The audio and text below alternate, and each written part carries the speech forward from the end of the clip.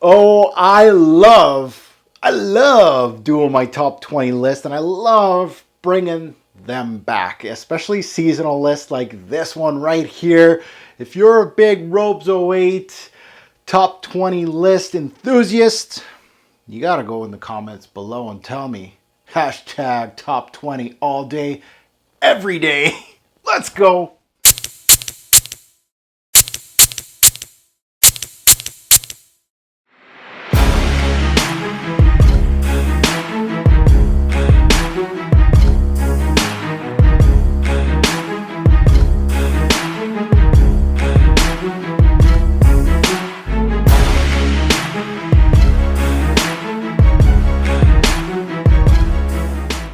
So here we are, top 20 niche fall list from September.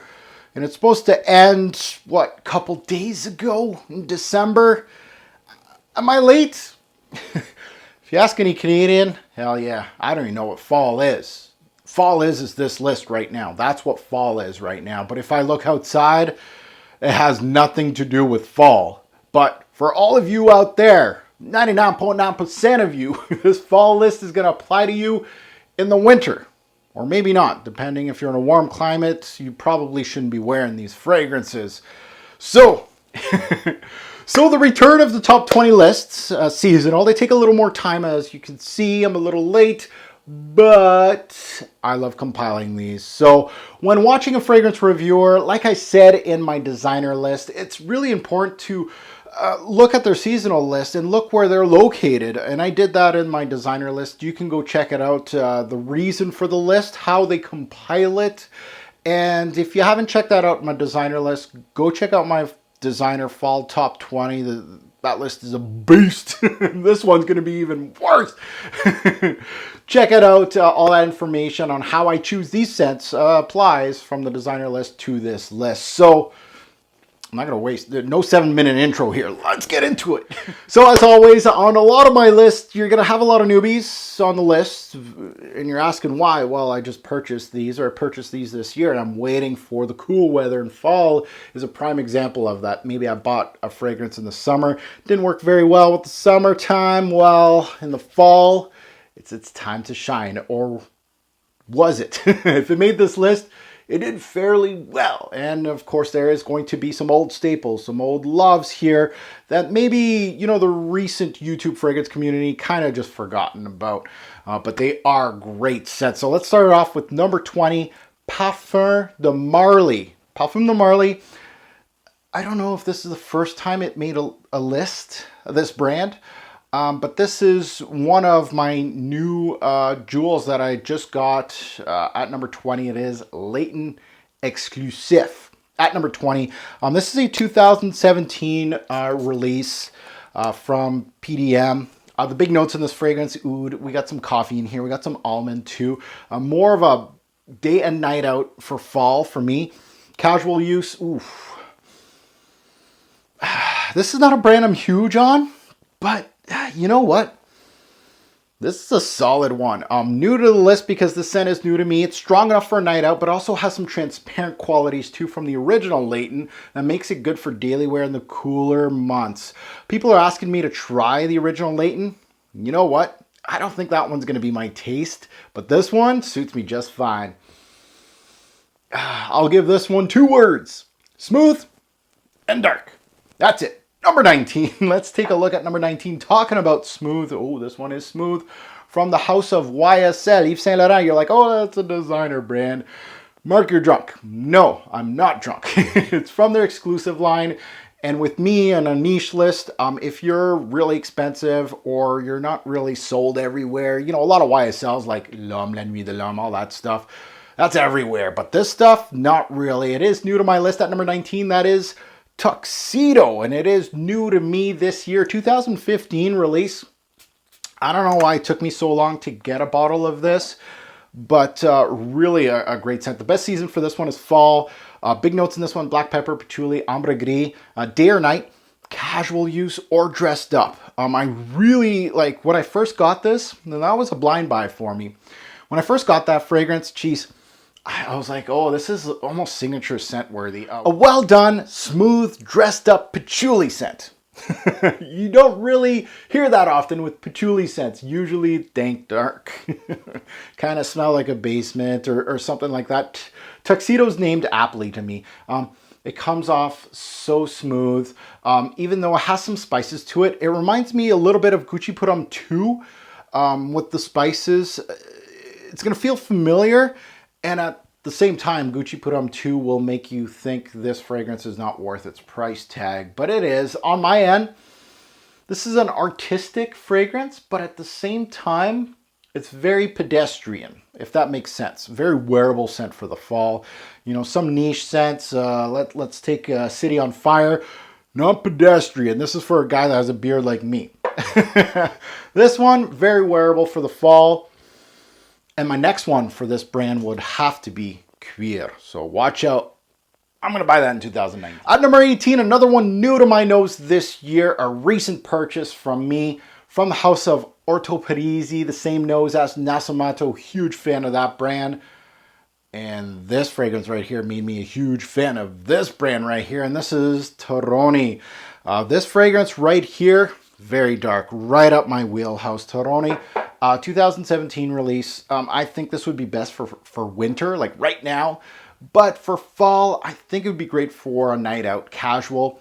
Balsamic, ooh, dark, earthy composition. This is the type of scent that is right up my wheelhouse because it is a little daring, a little different. It is new to my nose because it was a recent purchase this year. And I am testing this for an upcoming review, and I'm enjoying every single part of this fragrance. The wood smells like fir, cypresses perhaps. It has some vetiver, it has some spices, it's resinous. It kind of reminds me of scorched earth, and that's kind of like their motto. If you take a look at their advertising campaign, it really kind of looks like scorched earth, and it's daring, but that's the way I like them. For my first bottle of Orto Parisi, you know full well I'm going to go after another fragrance of this brand just because this one was great. At number 18, at number 17, this is a fragrance that I've had in my collection for a while. This is a brand that nobody talks about anymore. This is from 8e Art, Sucre de Ben. So anybody has a sweet tooth, listen up. You probably never heard of this fragrance, at least if you're new to the niche game. Listen up, because this one is a good one. 2010 release, best for fall. Big notes in this one: sugar, hazelnut, and benzoin. Day or night, casual use. I wouldn't really dress this one up. Anyone that knows me knows that I love my really dark scents, and you're going to see a lot of that in here, but you're also going to see a lot of sweet scents, and this is one of them. Just think of the beginning of my journey with Le Male, Angel Men, anything gourmand. It doesn't go away for me. Sucre de Ben right here is brown sugar meets hazelnut with almost like a purple crystallizing factor to it. Burnt sugar, perhaps. I don't get much of a burning factor in this fragrance, but this one's extremely sweet. So test at your own risk. You really need to like sweet scents like I do. Wonderfully done. Well done. Another new one to my nose this year from Imaginary Authors. This is the scent for me from the House of Imaginary Authors. New to the list at number 16. It is A City on Fire. You already saw the bottle in this top 20, but here it is listed at number 16. And this one, you know what? I love it. It utilizes cade oil, and whenever I see that in a note breakdown or any description, I'm like, sold. I love that. A 2014 release, best for fall. Cade oil or big notes labbed in them. More of a night out, casual use. I wouldn't really dress this one up. Oh, I love, and I mean I love my smoky scents. And this, oh man, this is my newest smoky scent to my collection, and it just reminds me on how much I love smoky scents in the fall. It just works. It smells like a fire that was just extinguished. Smoky, wet, woody. It has some lightness to the scent. It's not super dark like a Black Tourmaline type of dark, really tar-like. But the blend is there. It's got that punch of cade oil that I absolutely love. A great scent. Best from the brand in my eyes because of taste. At number 15, the House of Montal. Usually it should be in a niche list for fall and for winter. They have some great darker scents. This one, again, new to this nose. I bought a lot of stuff that's great, and you can hear that familiar motel noise, and that is honey oud. So this one right here, my sweet tooth prevails again. And I love spices. This one has some spices in there. It's got that cinnamon, but it also has a lot of vanilla. So a 2015 release, best for fall. That is made for fall. Cinnamon, vanilla, and honey are the big notes on this one. I can wear this one daily or at nighttime, casual or even dressed up. It's not too playful, but I like sweet scents and I can dress them up. You always need at least one motel in your fall list, and or you're not official. Honey oud is a recent purchase of mine. It gives the honey lover in me just all those good vibes. That cinnamon, I love cinnamon.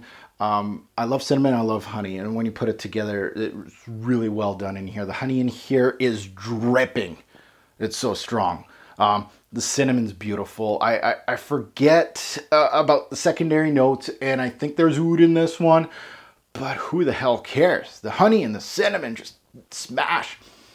And maybe a little bit of vanilla. Well, at number 14, another forgotten one in our YouTube community. It's actually renamed now, but this fragrance, beautiful. It is called Fusion Sacrée Pour Lui by Majda Bakali, and don't sleep on this, guys. Don't sleep on this one. I repeat, don't sleep on this one. 2012 release. Big notes in this fragrance. Caramel, rum, clove. Oh, I could smell it already in the air. This thing is great for fall. One of the best in the fall. More of a night out, but I can wear this during the day too, because I'm a daring mofo like that. Casual or dressed up. A scent from one of my favorite noses in the game, Monsieur Bertrand de Chafour. Dare I say that uniqueness always gets me in the niche game, and this is a great composition. She's unique. The use of boozy notes with gourmand notes and some spicy notes in this one is simply outstanding. Bertrand de Chafour can really make some of the most interesting scents in the game when he wants to. Case in point, Jubilation 25. This reminds me of Jubilation 25 in composition only. It's just, it hits you here, here, here, here. Whoa, hey. De Chafour does his thing always, warm and comforting. It's going to envelop you and it's going to get everybody on board. Highly recommend to sniff this fragrance because I know a lot of you out there that especially that are new to the niche game, never heard of this. The new name is Obscure, I think the name of it. Remember, caramel, rum. We can talk about the clove too. That's a daring note. So you got to kind of have a nose like me, but a good one. At number 14, number 13. Ooh, L'Artisan Parfumeur. I love this brand. This is not new to my nose, and this is Havana Vanille, a 2009 release. Let's spray this stuff and remind me of it. Best time to wear this one, best season, is fall. Big notes, vanilla, rum, and dried fruit. Sounds gorgeous? Yes, it is. I can wear this one casual or dressed up. Havana Vanille is in the genre of those boozy vanillas. If you like your boozy vanillas, this one does it well. It didn't ever really sell well. They actually changed the name of it to try to make it sell better. I don't know. It is one of those hidden gems in the house of L'Artisan Parfumeur, in my opinion. My sweet tooth says hi right now because I love this one. It has some very comforting qualities, but with, boozy vanillas, very warming, comforting qualities. One of my favorite noses composed this one. Guess who? Bertrand de Chafour. Yes, I just name dropped again. Sweet, syrupy, comforting as hell. The House of Penhaligon's slots in at number 12. This is a brand that has a hard time on my channel hitting my top 20s. I ain't gonna lie, but this one right here, the bottle's sexy as hell, and it's called The Tragedy of Lord George, and I love this one. Maybe because of the bottle. I gave it more chances than I really should, but this one, no, she's good. A 2016 release. Big notes in here, tonka bean, brandy. So hell, I like my boozy notes apparently. Day or night, casual or dressed up. I really feel like this one, you can wear it like a flannel shirt just because of the, the deer head on it. But you could also wear something nice with this fragrance. It really is Penhaligon's, that English-like genre to the fragrance. It's boozy, it's warm, it's sweet, but it has that powdery Penhaligon's type of gentleman aspect. I love how this one shows me a sophisticated English gentleman. Penhaligon's always does that for me. Not as boozy as many on this list, to be quite honest, but still has some booziness to it. It's more about the blend and how this thing's transitions is the reason why I appreciate this. And I do have a review, a full-fledged review on this fragrance on my channel. A lot of fragrances in this list I don't yet. I apologize. It has that barbershop appeal that I can almost wear this one year round, but in the fall it makes it upscale enough for the office, dark enough for a night out, and playful enough for the casual jeans and sweater at night. Good enough. Number 12, Tragedy of Lord George. At number 11, Nasomatto. I love Nasomatto. At number 11, this is not a stranger to this list. No, it's not Black Afghano, it's Baraonda. Love this stuff. This is my newest purchase of Nasomatto. I bought it, last year, I believe. Again, some boozy notes here. We got some whiskey in here. We got some Ambrette. 2016 release. Best for fall. Great for a night out. Casual or dressed up, this one. The more I wear this one, the more I appreciate it. Like, I reviewed this one, but damn, this one, the more I wear it, the more I love it. The booze in here, the warmth, the comfort's right up there for the fall. Perfect to wear during the fall. One of the better Nasomattos, in my opinion. Hey, we're finally here at number 10. New to this list because it's new to my nose this year. This is from the House of Francis K. Maison Francis K. BACCARAT Rouge 540. Oof. This is the EDP version, by the way, if anybody's counting here. 2015 release, best for fall, to be quite honest. Big notes in this one, amberwood, loads of that, very sweet. Fir resins and some saffron. The more I wear this, the more I feel like this one's versatile as hell. I can wear this one casual or dressed up, day or night in the fall. The cotton candy of the fragrance game. Oh, she's a love-or-hate. She's warm, though. Especially for the price that they're asking for this one. It may be an easy target to hate. I haven't bought an MFK scent in years, but the love the community gave this one, I had to pull the trigger blind on this one. And I always appreciated Francis K's work and his simplistic approach. And this is no stranger to that, but this one really jumps off my skin. It is new to my nose, but one of my newcomers that I truly, truly enjoy. Obviously, it's at number 10 on this list. It was so good that I blind bought Grand Soir off the strength of this blind buy because the community loved Grand Soir too. So I was like, hey, why not? Let's take a look at that one. At number 9, this is from a brand that a lot of you may not know, but this one is no stranger to the true Robes08 enthusiasts. At number 9, from the house of Olivier Zurbano, this is Black Tourmaline. Now remember when I talked about smoky scents? Oh yeah. This? You're wearing your big boy pants because this fragrance right here, it's been steadily on this list over the years. This is the Black Afghano Mark speaking right now. I want some dark, rough and tumble scents with plenty of personality and something that's just punching your nose. This one is smoky. It's got some woods. It's got some spices. It's balsamic as hell. Such a great blend. And what a great scent. At number 9, Black Tourmaline. At numero 8, we have Tom Ford Private Blend coming in at number 8. The only Tom Ford Private Blend. Okay, I know a lot of you are going to say, oh, Tobacco Vanille, Amber Absolute, Tuscan Leather, Japon Noir. The list goes on and on. Tom Ford is great for these cooler months. Yes. But I had to pick one. One of my newest ones to my nose, it is Tobacco Oud. This one, a 2013 release, and really, what a great scent. Tobacco Oud incense are the big notes in here. Tom Ford is a house that I could probably name off the whole house in this top 20 list, and nobody would be hating on that. Noir de Noir, Tuscan Leather, Tobacco Vanille, Plume Japonais, London, Amber Absolute, Oud Wood. The list goes on and on and on. Tobacco Oud, though, steals the spotlight this year as one of my newer purchases from the brand. And this one pulls from many of those scents that I just named off, actually. It pulls a lot from those, and it has that usual Tom Ford darkness that is just enough complexity and daringness to the scent to keep me interested. Tobacco Oud, just a solid scent from the brand at number 8. At number 7, ooh, I'm just looking at this bottle. I know what's coming up. Uncle Serge. Sheldrake, great nose. This might be his pièce de résistance. This was number 1 on this list eons ago. Still a great scent for fall, and that is CHERGUI. Look at that dark juice. CHERGUI, oh my God. I love this scent. Tobacco, honey, whiskey. This is made for fall. It's the most popular Serge Lutens for a reason. Many step away from it or actually ignore this scent because of that fact that it's popular. I don't really care. I'm not going to discriminate you because you're popular. Yes, there is some other really great fragrances, so don't stop at CHERGUI with the House of Serge Lutens. There is some great scents. A lot of them that could have made this list too. It's kind of like Tom Ford. I could have made a list of all Serge Lutens and nobody would have had to say anything. They would have said, yep, that is great for fall, all of them. This one kills it in the fall. It's got hay, it's got some sweetness, it's got some honey, it's got some tobacco vibe. It's got that ambery cloud to the fragrance. Beautiful blend, transitions like a freaking jewel. Sheldrake, you're a genius for that one.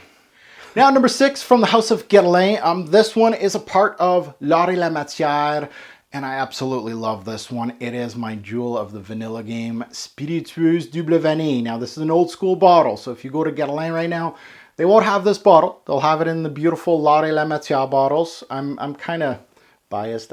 I love this. This design is great. Vanilla. This is vanilla. This is my vanilla.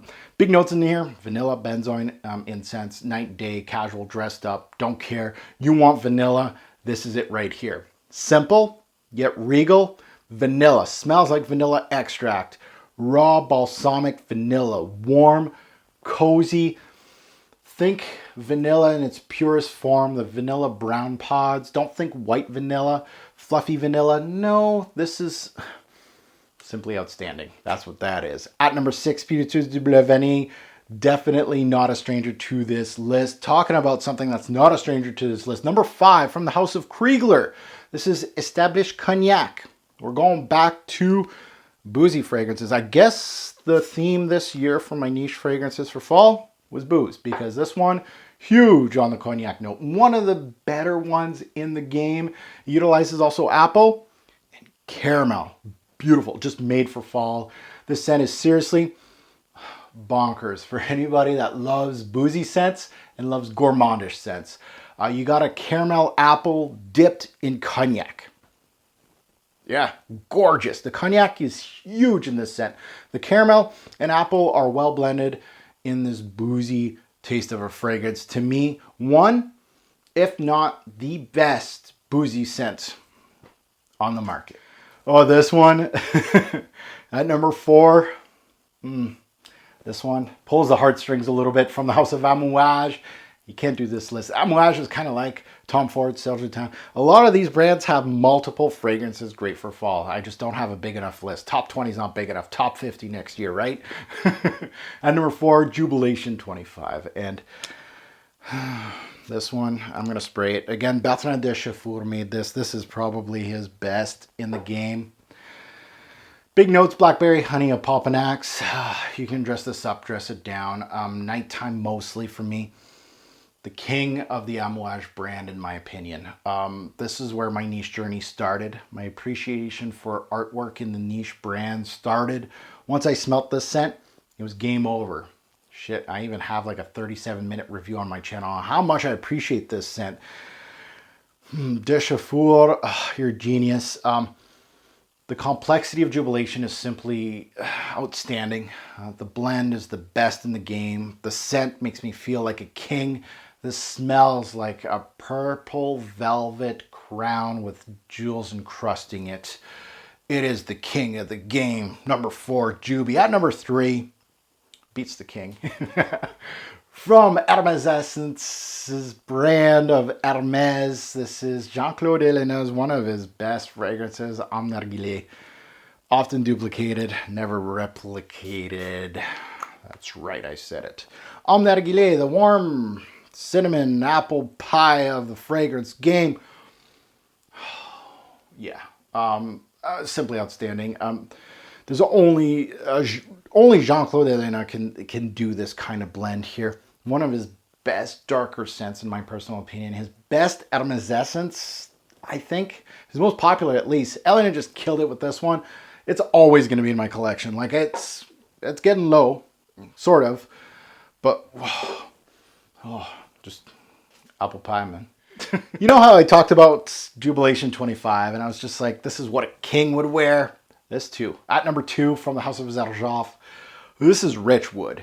And there's only, I would have to say, a handful of niche scents that just exude being royalty. Richwood's one of those. Big notes in this one, of course, this is a sandalwood-based scent, but it's got loads of patchouli. It's got some rose in here, among others. It's been in this list quite a bit over the years. One of my most expensive scents in my journey, but one of my best blind buys ever in my journey. Richwood is named aptly. It's rich wood. Smooth, creative, simple, regal, high-end, buttery, warm. These are all words I put together with Richwood. Great use of sandalwood perched on top of a green patchouli and some smooth rose in here. Class all the way through. You want to be dressed up to the max, you'd wear Richwood. This is it. Wedding day scent? Hell yeah. This is a white tux kind of scent. High end all the way. Richwood is simply outstanding. Number 1 on this list, and you know, there's always scents, and I always love searching around for scents that never had a hype on YouTube. From a brand that is doing well, but you know, it's not as big as like a Xerjoff or Frédéric Malle or Tom Ford, but that doesn't matter. In the whole scheme of things, it's all about this nose right here. For me, for you, it's not this nose right here. It's your nose right there. But this is new to my list, and it's number 1. It's a 2016 release. It's not a blind buy. I had a sample of this stuff, and I almost fell over in my video. This is a coffee-based scent, the best coffee-based scent I ever smelt. And when I give respect, respect is due. And this is followed by the House of Kerosene.